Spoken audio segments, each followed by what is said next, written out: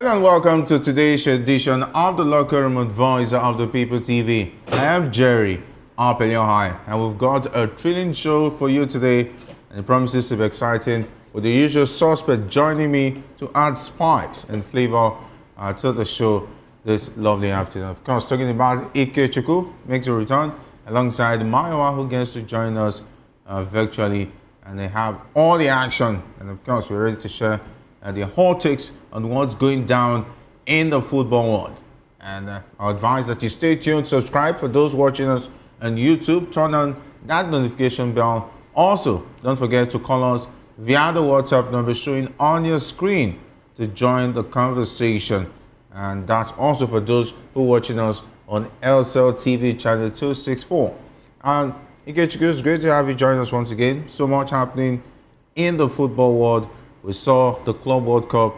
It looks like the boys are beginning to get separated from the men. 100%, Jerry. The boys are beginning to get separated from the men. Good evening, Jerry, and good evening to our viewers. It's quite interesting. I think in terms of the quality of play, the tournament is beginning to live up to the billing.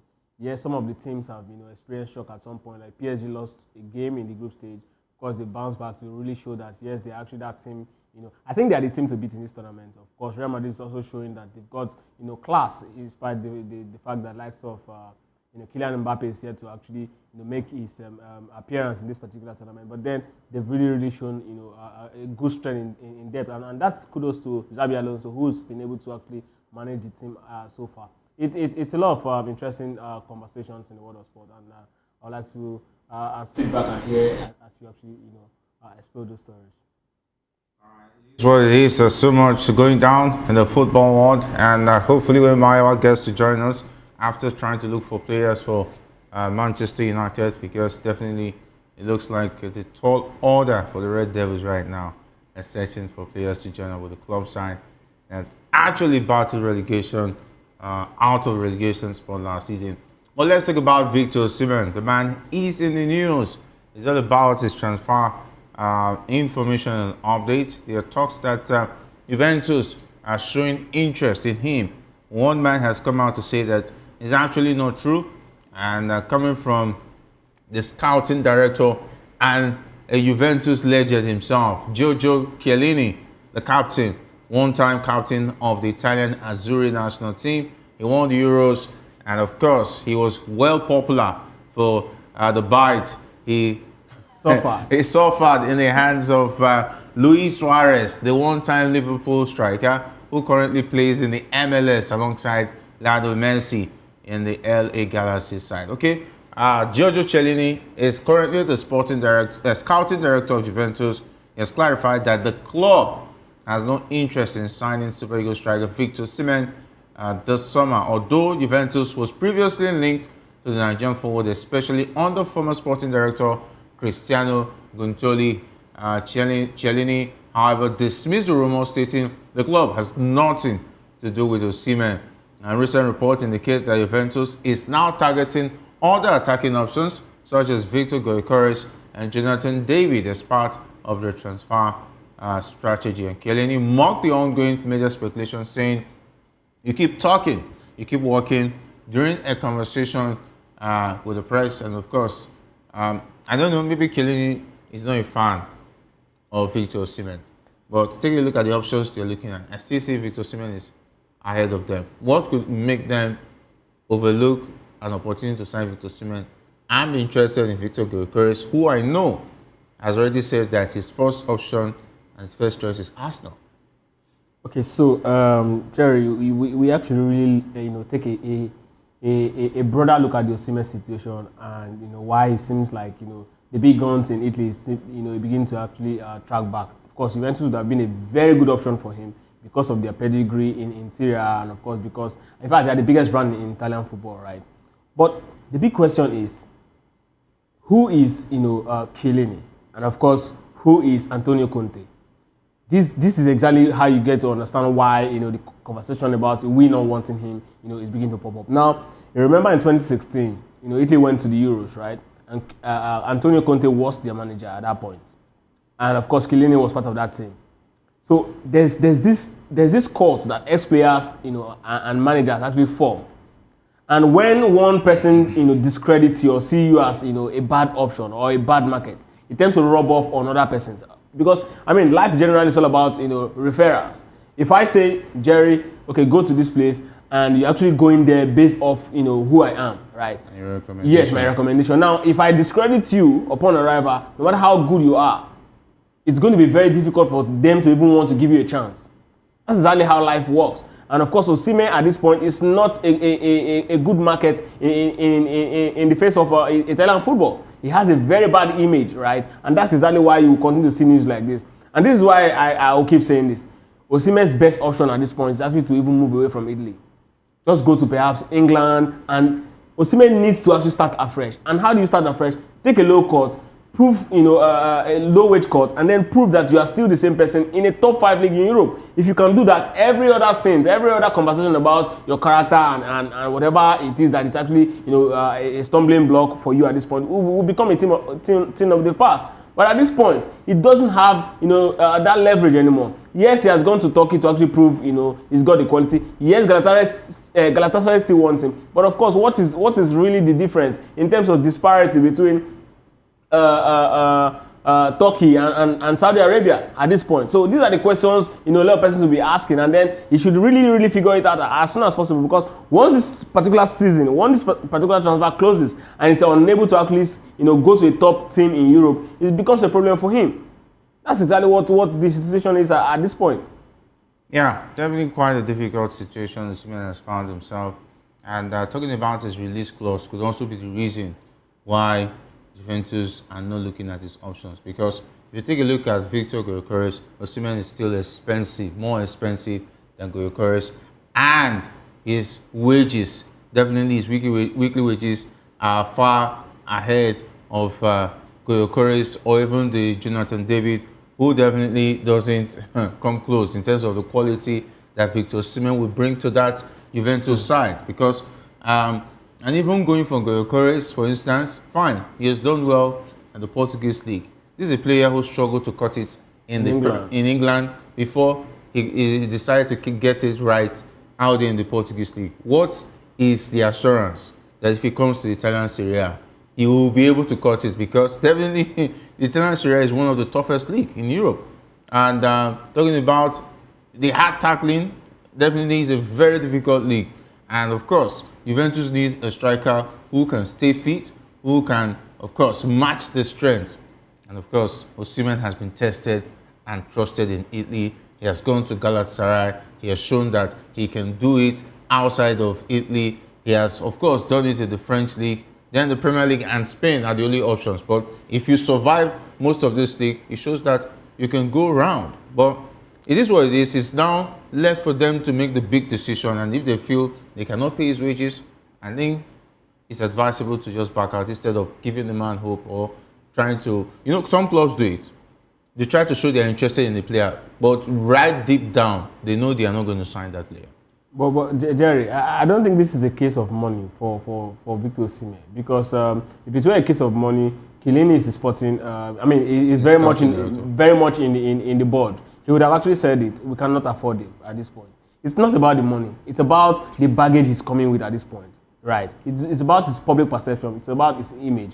Now, you talk about Victor Gyökeres. He was unable to actually cut it in England. He got it right in Sporting, and then Premier League clubs, are rolling head over heel for him. The big question is this, Jerry. Players are different. Some players are early bloomers. The likes of Cesc Fabregas at 16, 17, he was already, an established player when the likes of Lionel Messi was still even dreaming, right? Some players actually, start picking up at 22. Some players actually at 25. Some even are late bloomers. You start seeing them, when they're very much old, right? The likes of Jimmy Vardy, you got to know him around 27, 28. So every player have their own peculiarity. So I don't judge a player, by how when you actually arrive. It's all about when you arrive and how much of a consistency you were able to actually give from that point on. Some persons actually start early, and at 24, 25, in fact 27, they're almost out of football entirely. So for Victor Gyökeres, this is very much his time. Perhaps he can still give at least 5 years in top 5 leagues in Europe, even more, right? The likes of Lewandowski is over 30 and still banging in the goals. So who says he cannot actually do that? It's all about having good players to actually complement him. And if he goes make that big move to Europe, of course he might just do that. All right, my wife, we understand, is now with us, and I remember when there was speculation about his move before he left for Galatasaray. PSG was even in the equation, but I think since what PSG has done in the Champions League, it looks nobody is even talking about whether PSG is not even showing interest anymore. It looks like they are okay with the squad they have. But Maiwa, coming from Giorgio Chiellini himself, what does it look like for Victor Osimhen's chances of staying in Italy, because it looks like Napoli doesn't want him, and Juventus, who are only looking like they were interested, and the scouting director said no, they are not interested in Victor Osimhen. Well, it's still very early in the transfer days. Osimhen still end up going to Juventus. However, if Chiellini is coming out to say, they are not interested in Victor Osimhen, it means that Victor Osimhen will have to, find another suitable club. And I hope he's not taking this issue for granted and leaving it late. If he leaves this late, he will be so desperate and probably will end up seeing Osimhen play in the Saudi League. I think one of the reasons why Giorgio Chiellini will come out is because probably the baggage Osimhen comes with. I mean, if you follow the World Cup, you will know that Juventus, they are in a desperate need of a striker. Kolo Muani and the rest of them, they can't cut it. Kolo Muani was playing for them yesterday, and he was average in front of goal.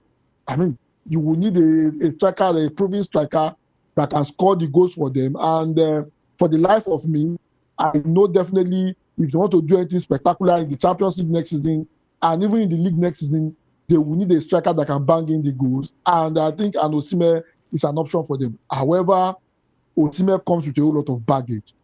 What is the reputation of Osimhen? The reputation of Osimhen is so poor. He has a very terrible image. And that's the reason why a lot of clubs, assess their risk. Ikechukwu has always said something that is very, very valid.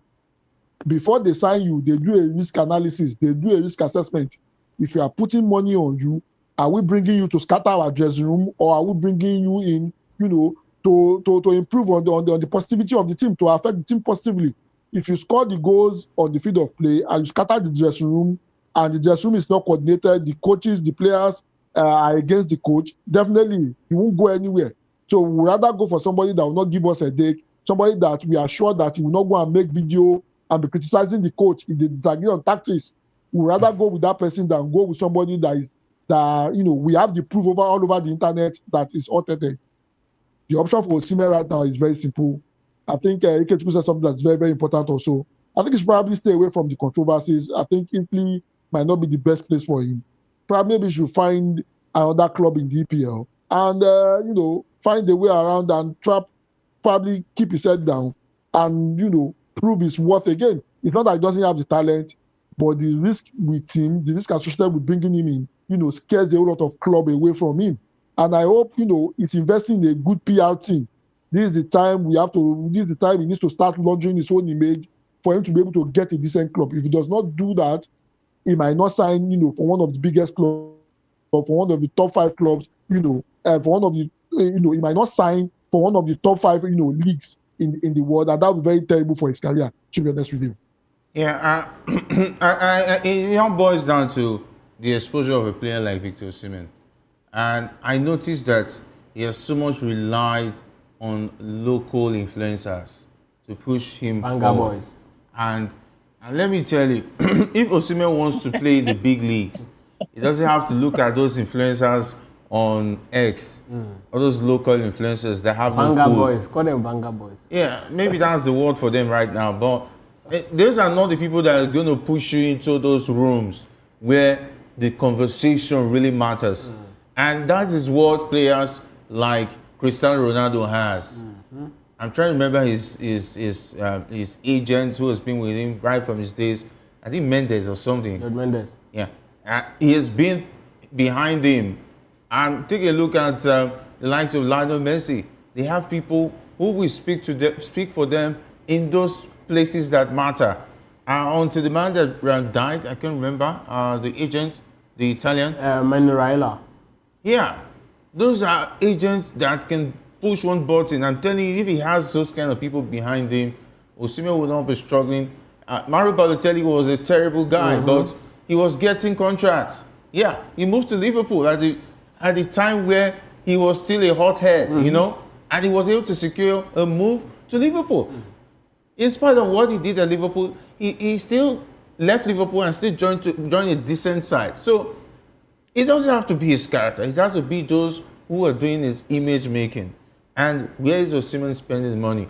And I notice that there's so much reluctance to spend money on his image, to get the people who really do the business for him. I don't know, you're stingy to yourself. The thing is that, I think Maiwa has said it before on this platform, you use money to find money. And Osimhen is not a white guy. And of course, he's not from England, he's not from Europe, he's not from South America. He should know he's a black man, no matter how talented you are. When the time George Weah won the Ballon d'Or, he had people who were speaking for him in the right places, and he was playing for the biggest club at the time, AC Milan. Of course, AC Milan was the top club at that time in Europe, and unavoidably they had no choice. They had to make sure that they had to give it to George Weah. He did the exceptional, unbelievable, and he won the Ballon d'Or. And this is the only time that Osimhen will have a chance of that. But it looks like any conversation of him winning the Ballon d'Or is no longer there. At the time, he was top 8. Yeah, but now we're not even talking about Ballon d'Or competition. Imagine that kind of performance. He did show that kind of performance for Manchester City last season, or for PSG last season. He scored that amount of goals for a PSG side in the Champions League and went on to win it. I'm telling you, Victor Osimhen will be in a conversation for the Ballon d'Or. Absolutely. I think he's not thinking about all of these things, but it is what it is. At least if he watches this, somebody will be able to tell him the truth, and of course, put him in the right frame of mind. I saw one they were doing sport washing for him, trying to make him look. Anyway, let's not get into that, Maiwa. But we understand that Galatasaray are pushing hard to make Victor Osimhen stay permanent following his outstanding loan spell last season. We understand that it did very well for Galatasaray. It will be stupid for them to want to let him go easily, because if they have Victor Osimhen next season, guaranteed titles, at least they are still going to retain the Turkish league. The chances are going to be very big, and even the other domestic cup title in that one, and they might even have a chance at Europe. And of course, we understand that Al Hilal has also increased the money on offer, saying that, okay, we want to add more money. Osimhen come to the Saudi League. Maiwa, these are the options for him right now. Well, the thing is I think the Galatasaray option is none of the options are good, but Galatasaray is even much more terrible than Al Hilal. And I'll tell you the thing. The thing is this: remove Galatasaray from Turkey, put them in Europe, they perform terribly. There is no, I mean, we saw them in the last Europa League. Even some games in the Turkish league, they had to go and import referee from outside to come and officiate the game because of the dirty tricks that Galatasaray play. And I'm not taking anything away from what Victor Osimhen has done for them, for the number of goals he has scored and the rest of that. Even the league they won last season, it has a lot of controversy surrounding it. So I don't think the league, that kind of league, is good enough for a Victor Osimhen. He will just be scoring the goals and he will not get recognized, anywhere. And look at it, go for that, look at it. All the other clubs in Turkey that participated in any UEFA competition in the last 3-4 years, they've been very horrible in those competitions. So it shows the kind of level of league the Galatasaray, the Turkish league is, and that's not a place for him. The other conversation is this: Al Hilal is bringing more money. And why are they bringing more money? They feel if they tempt Osimhen with a whole lot of money, he will come. What is in Al Hilal for Osimhen? Yes, we have a whole lot of ex-internationals that play, European players that play for Al Hilal, Jack Cancelo and the rest of them. He will be joining them. Al Hilal is already dominant. They're already dominating the Saudi league. it will be like an upgraded Turkish league because it's likely that Al Hilal will win it. And with the quality of stars that they have at the moment, they'll probably win the AFC again. But the question is this: at 27, no, at 26, and at number 8 on the Ballon d'Or list, why do you want to go to Saudi Arabia? The question will be, how greedy is Osimhen? I've said it consistently. How greedy is Osimhen? How greedy Osimhen is will determine the next club he will play for, if those are the two options that are on the table for him at the moment. All right, you have to make a decision between going to a club that will make him greater than where he is, what he is now, or going for the bag. I remember he just bought a Rolls Royce, and of course he will want to recover that money. Well, this Osimhen's Galatasaray incident is interesting because Galatasaray understands that Osimhen at this point is a player of little leverage, and of course they are trying to actually latch in on that. Yes, we gave you a lifeline. We've made this place a home for you. If they can tempt him with a very reasonable project, I think he might want to stay. Still very much in Europe. Of course, they will be going to European competition. That's another one for one season. But then for me, even if he's going to be staying put in Turkey, it should come with a clause that you guys are actually going to bring top players that is going to really help me conquer Europe. Because at this point, conquering Turkey is not going to be news anymore. Nobody wants to see that. Nobody wants to hear that part of life for Victor Osimhen. My best option for Victor Osimhen will always remain go to the EPL, take a pay cut, and go to the EPL. Now you were talking about his image, and how he actually uses people who are very much influencers on social media to actually push him. But then what they're actually doing for him is actually just promoting him. But there's actually a difference between promoting someone and actually laundering their image or help them get a very good public appeal. And this is exactly what a public relation personnel will definitely do for you. And of course, these guys will actually sit you down and then give you the right advice, how to go about it. They are the ones that will tell you, what, at this point, we've done this for you. What's next to do is to actually, take, your money and then go hire a top manager. Even if you go to a person like George Mendes and say, hey, George Mendes, take £15 million.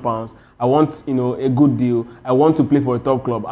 Definitely he's one man whose integrity, precedes him. He's definitely going to walk, into any door and say, hey, I'm going to bring you this player, even if it comes with clause of what, George Mendes, if you can actually give us this player, we've been trying to get him. If you give us this player, we're definitely going to sign Osimhen on your name. These are conversations that can be had, but then he perhaps does not understand the dynamics of what football comes with. He perhaps feels it's just all about talent. I've always said it and I'll say it again. Talent is not the most important thing when it comes to football. Some players are not as good as you are, but definitely they will hit the ceiling because of who is actually guiding them. And in fact, life generally, right? Your talent is there, but then something will definitely take you to your desired destination. Morata will continue. Aneka back in the day. Aneka is even decent. Morata will hit any door. Morata has played Juventus, played Real Madrid. So you always see these sort of players in every nook and cranny of top club sides in Europe, and you begin to ask yourself, how did this particular guy? We've even seen players. There was a guy, I cannot even remember his name, in La Liga. There was this La Liga game we were watching. A friend of mine asked me, how did this guy get to this point? Because you know that this guy does not even understand how to make decent passes. But then it is football. We also had a certain Nigerian international whose work ethics is at the peak of it. I think I've not seen a Nigerian player who's got that level of work ethics. I'm talking about Garibald Lawal. But we know in Super Eagles, in Super Eagles history, I dare say, I don't think pound for pound we've had a player that is of his talent in terms of how good he is. His versatility. But the truth is, we know that if we do the Super Eagles first 11 twice, he might not even make the list. But that guy's work ethics and the way he was branded, and his discipline. Every single time we see in Super Eagles, we feel there's this comfort it comes with. Yeah. It tells you that sometimes people will not even look at your talent; they will look at your image, because image sometimes plays a huge role, in what defines a player. And it's so unfortunate that this man at 26 is yet to realize it. And again, it goes back to the kind of circle he's actually moving with. This is the time for him to sit back. You are a footballer. People you move around are not footballers, so they are not in the same situation. They don't have anything to lose, right? If he's surrounding himself with fellow footballers, he perhaps understand that, hey, this thing you're going to do, my agent will not even subscribe to it. This is how you should do it. Why don't you talk to my agent? But these guys don't even understand the dynamics, and they've not even made half of the kind of money you've made in your life. So these are the points where as a person, even saying half a pinch. Okay, fine. A pinch, not even well, half. I'm trying to be very mild, but Yeah. the thing is, when you have yourself in a situation like this, you need to really sit down, because an eagle, no matter if you come to the ground once in a while to pick food, you will not think like a chicken. Definitely. Forget it's up now, get wings, but you understand that you're a different breed, and that's exactly how you should be thinking. Alright, talking about proper packaging. Anyway, let's talk about the Super Falcons, where Rinsola Babajide is eager to win her first major trophy with the Super Falcons as she prepares for her debut at the 2024 Women African Cup of Nations in Morocco. The 27-year-old, formerly of Brighton and Hove Albion, is part of the Nigerian squad aiming to secure a record-extending 10th continental title. Despite playing a minor role during the 2024 Olympics in Paris, Babajide is determined to make a bigger impact at WAFCON. And of course, let's wait and see how that pans out for her. And her debut at 27, definitely. Anyway, it's probably to have seen people play T40. So who knows? Maiwa, she can still win this one and win more before she retires.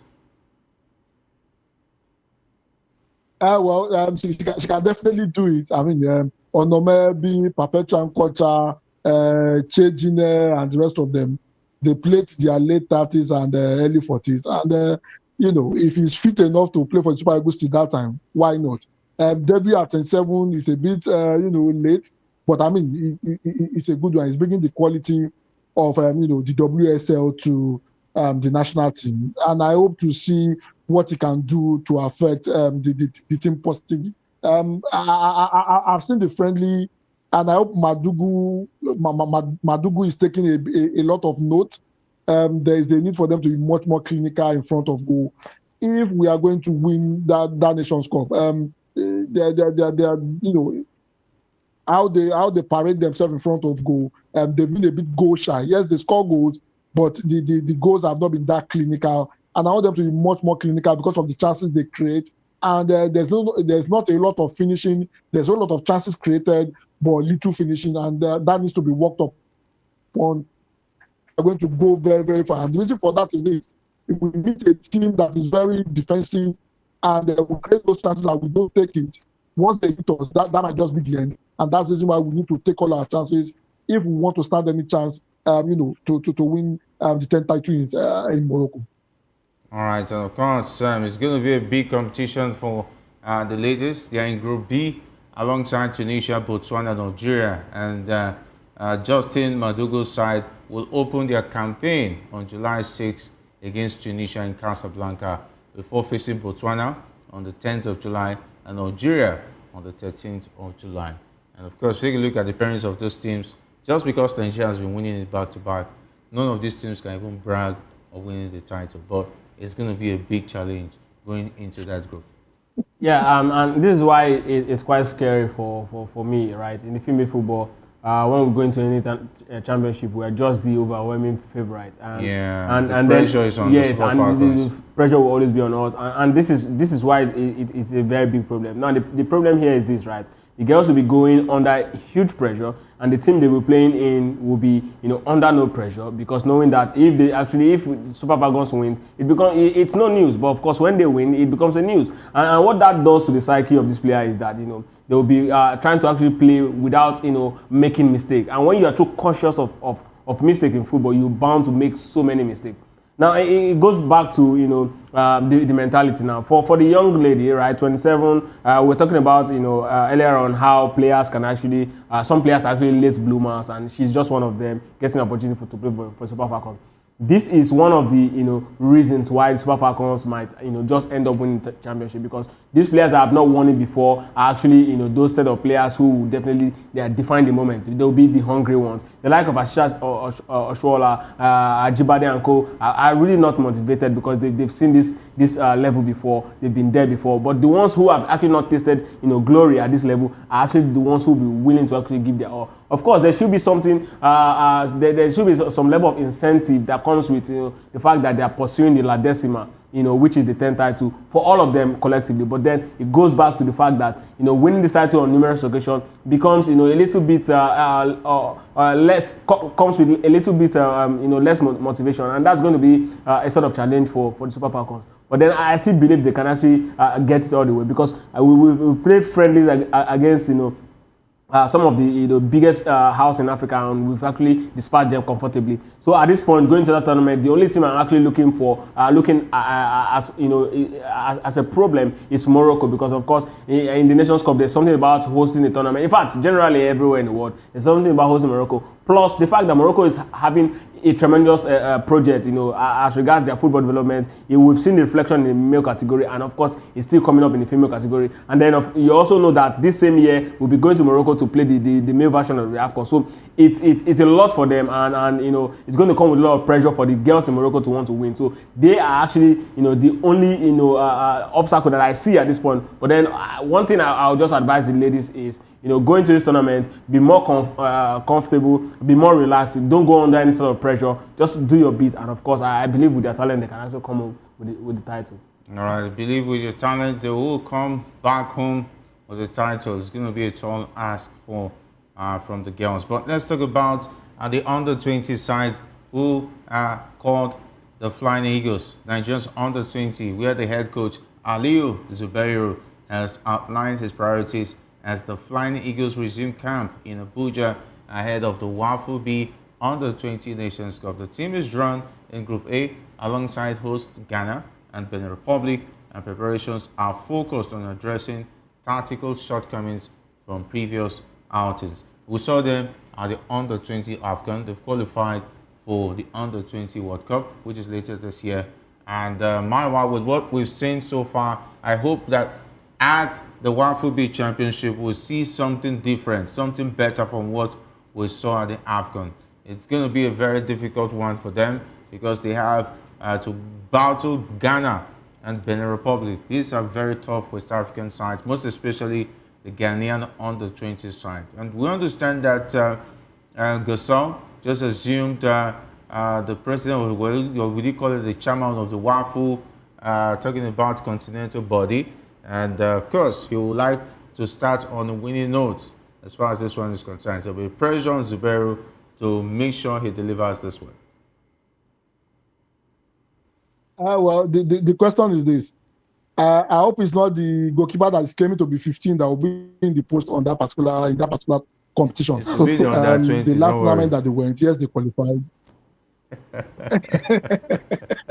I mean, the last competition they went, they were fortunate enough to qualify. But the thing is this: let's be honest with ourselves. We need to stamp out, for a lack of better word, we need to stamp out misappropriation from our team. I don't want to use the other word. We need to stamp it out. There is no reason why somebody who is almost 50 is claiming to be 15. And we also saw the performance. And I hope, the coach Zubar is able to come up with an actual team. We should not do all this. I want to win by fire by force. This is an avenue for us to be able to build a team for the future.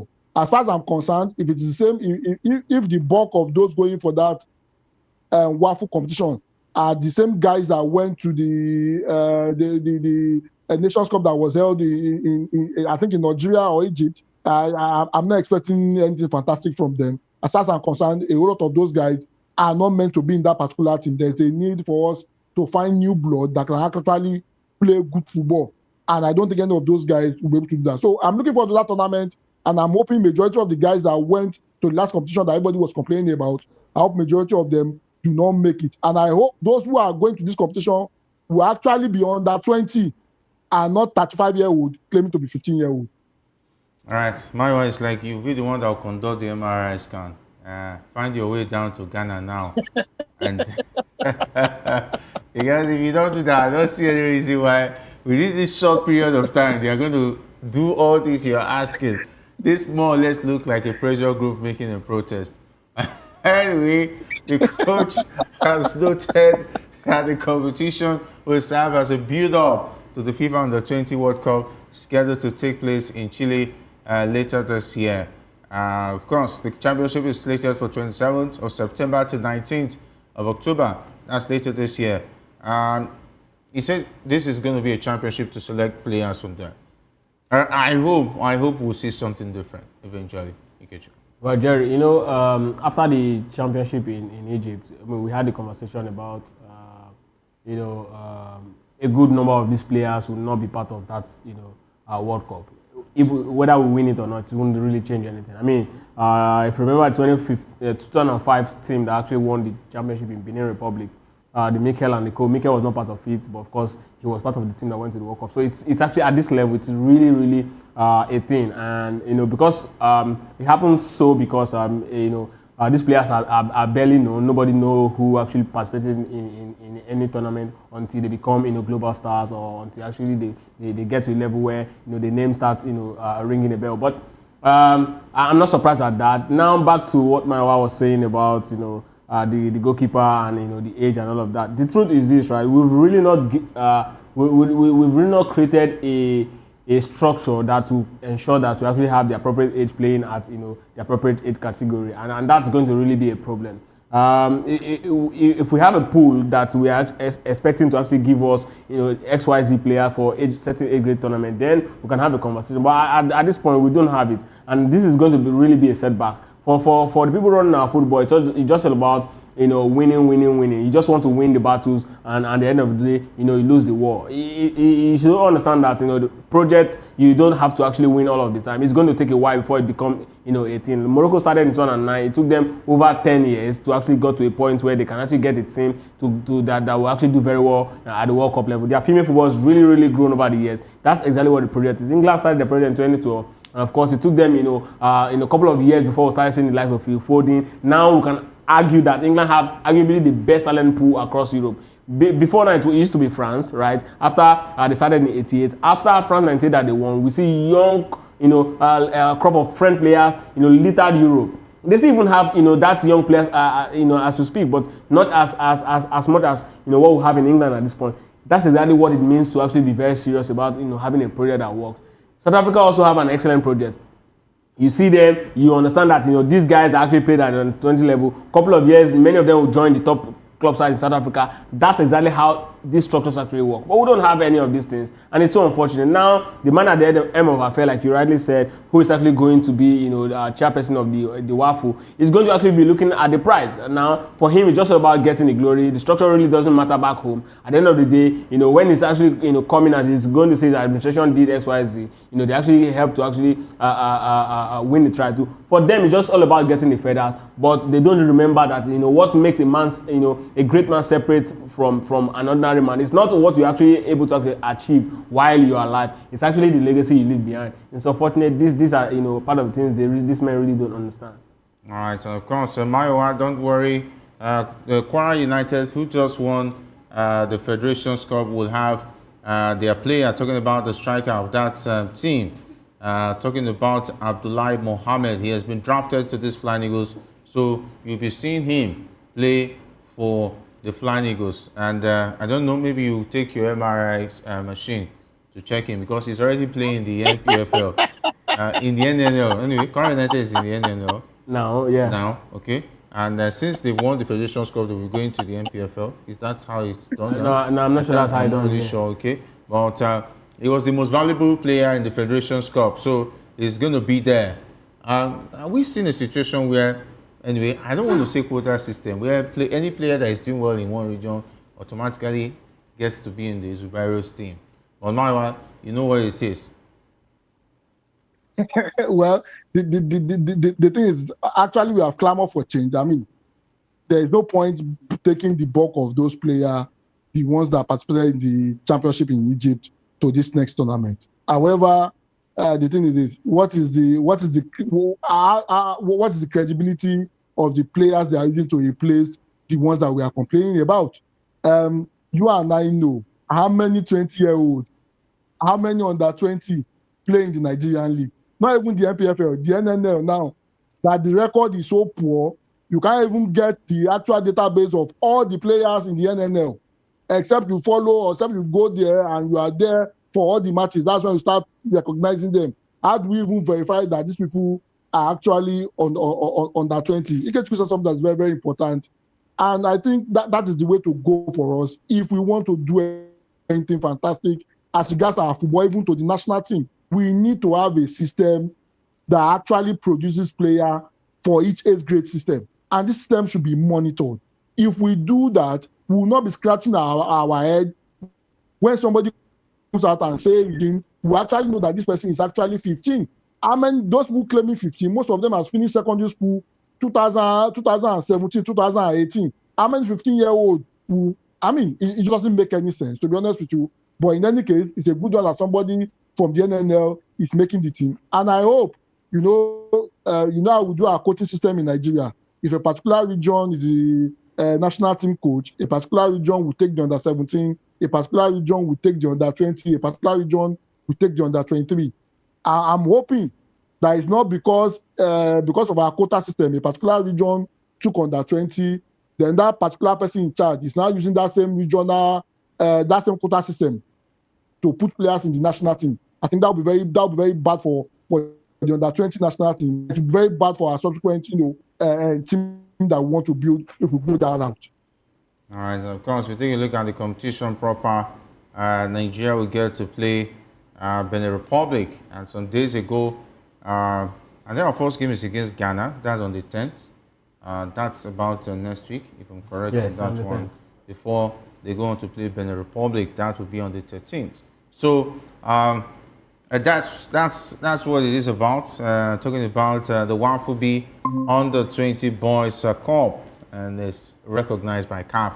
And of course, we know that the camp just recently opened some days ago, as far as that one is concerned. But let's talk about the transfer window. It looks like Arsenal transfer is beginning to show some face. Would I say, is it showing face? Is the shoe shining? Okay, Arsenal reportedly close to securing a verbal agreement. Okay, it's verbal. It's not even it's not even sure. Anyway, verbal agreement can, of course, is not signed with Victor Gyökeres as they push to complete a double summer signing. The Swedish striker, who scored 54 goals for Sporting Lisbon last season, has become a top target for the Gunners. I think I'm tired of any speculation stories that has to do with that stuff. Sign this player and get on with it, because this is how they'll do it. At the end of the transfer window, this guy will now be sounding like a broken record after losing their first 2 games. Let's not forget, I think they have Manchester United as one of their early games this season, and this new season. Yeah, so if they don't sign the top striker, I don't know what's going to happen. Manchester United might have Mbeumo score a hat-trick, and that's if Mbeumo signs for Manchester United. Maybe Cunha might score a hat-trick against Arsenal. Maybe that's when they will wake up. Why you laughing? You don't have faith in Cunha.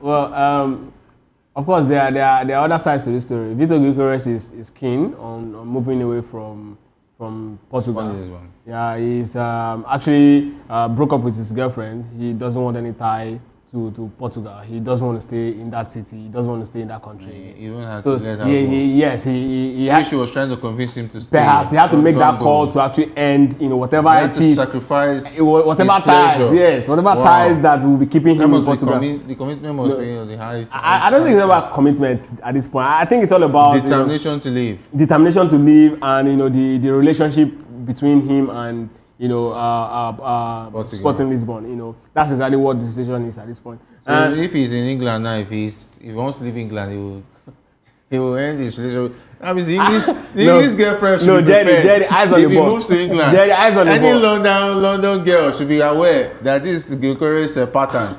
If Madrid is coming for him tomorrow, the relationship is going to be over. But we know how influential women can actually be in decision making like this. I think she was trying to pressure him. You understand? You recall this? I think it was Western midfielder. I think it was Emerson, the one that actually moved to Juventus, who is actually struggling. No, I'm trying to remember his name with Alicia. Yeah, Alicia Lema, who is also a a player for Juventus. Douglas Lewis. Yeah. Douglas Lewis. You recall that it was the Alicia Lema who was actually the girlfriend who was also playing for the female team of Juventus, who actually made that thing happen. Yeah, and he got to Juve. He was not comfortable. He's struggling. He wants to come back, but of course, the woman is actually very much there. So he has to really make a decision. And this is why I look at the fear of the backer. That lemon.